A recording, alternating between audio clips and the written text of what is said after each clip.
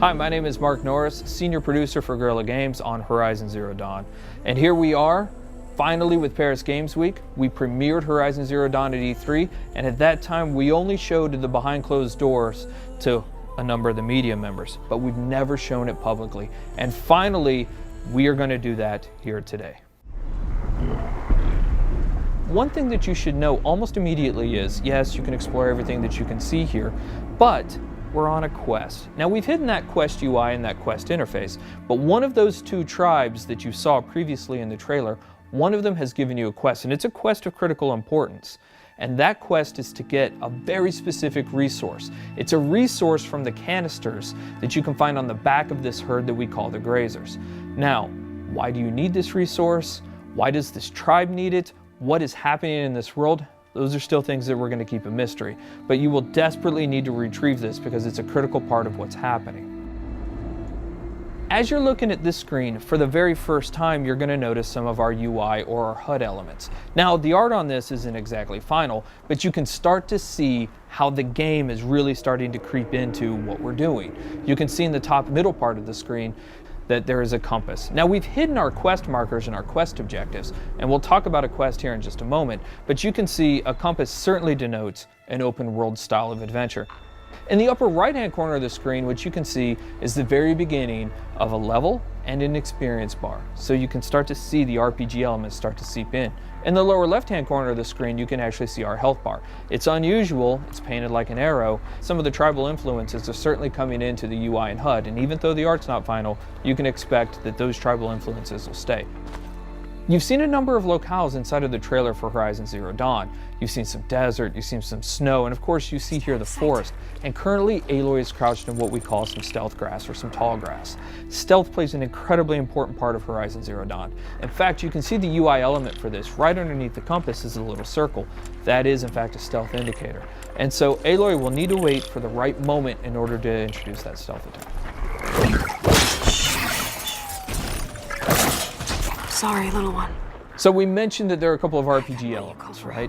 One of those things that you just saw, especially if you've got the keen eyes or if we zoom in on it, is the number 825 that just popped up.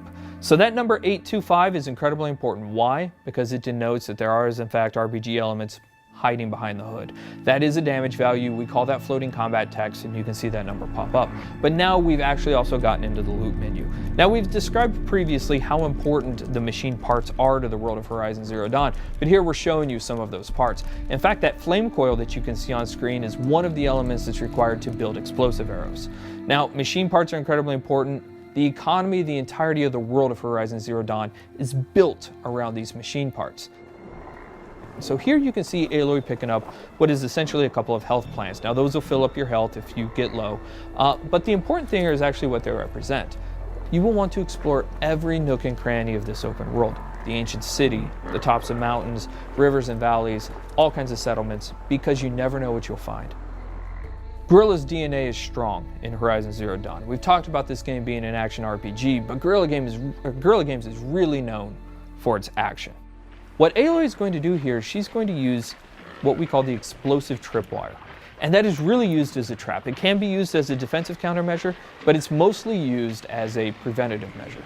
She knows, because she spent so much time with these machines, that these grazers are incredibly skittish, that they will run off at the first sight of her or the first sight of noise. And she knows that if she's going to complete this quest, she's got to get those canisters. So for her, the best way to make sure this happens is to set these explosive tripwires down and try to find a way to force the grazers into the traps. So that's what we're going to try and do. We're going to set down a couple of these traps, and we're going to try and create a distraction.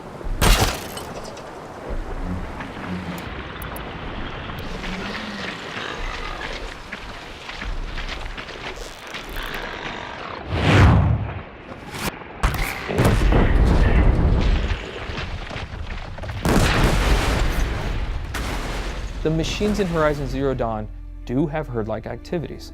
And here we have a species defending itself, these grazers allowing a couple of them to stick around to fight Aloy.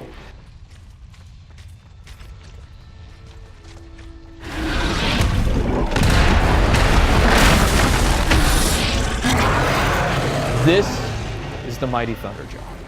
One thing that you will immediately notice is the size differential between Aloy and the Thunderjaw. The Thunderjaw is 24 meters long and it's 10 meters wide. It has 93 destructible armor plates, each with its own health value, and it has 271 animations and 67 VFX. It has 12 attacks, it's 550,000 polygons. And so what we're taking a look at here is actually some of the strategic and tactical elements of a fight that Aloy will want to think about when she gets engaged with the Thunderjaw.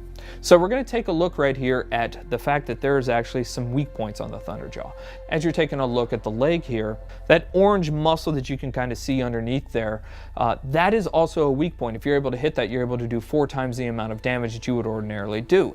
Now the question is, how would you actually take off that armor plate? Now we give you a couple of options there, but the best option is to use the machine itself. So we're taking a look at the disc launcher right now, and you saw earlier in the E3 trailer that you can shoot off the machine. You can shoot off the disc launcher, but you didn't know why we did it. The reason why we did it is because it takes a lot of arrows to knock off a Thunderjaw's armor plate. But if you can knock off its disc launcher, you can pick the disc launcher up and use its own weapons against it, and that's one of the best ways to take down the Thunderjaw.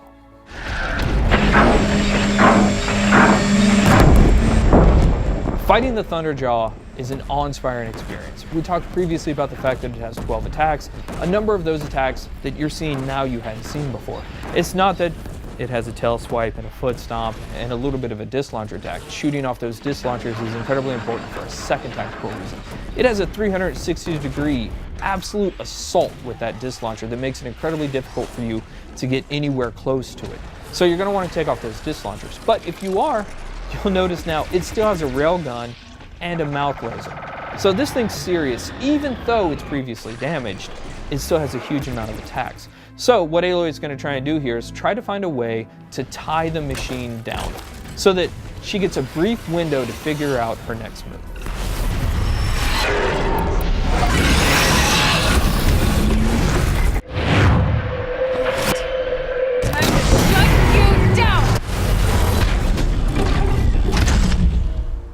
So that was the playthrough of the behind closed doors session of Horizon Zero Dawn. We cannot wait to show you more. We're going to show you something brand new and something huge next year. Thank you.